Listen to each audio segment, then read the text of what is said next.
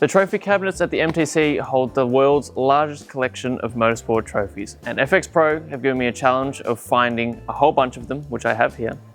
So here we go. Senna 19, that looks like it's here somewhere. 93, that's the wrong one. Okay, found one.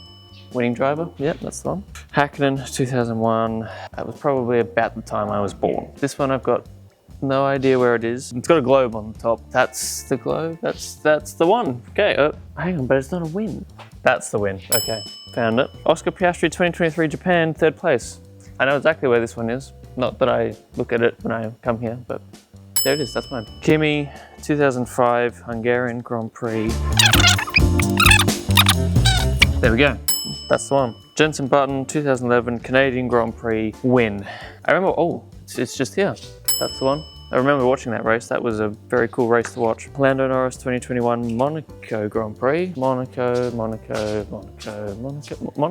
go, found it. Okay, I've got 30 seconds, I'm running out of time. Oscar Piastri 2023 Qatar Grand Prix sprint race, 1st place. There we go. Again, nothing happened. That's it. Success.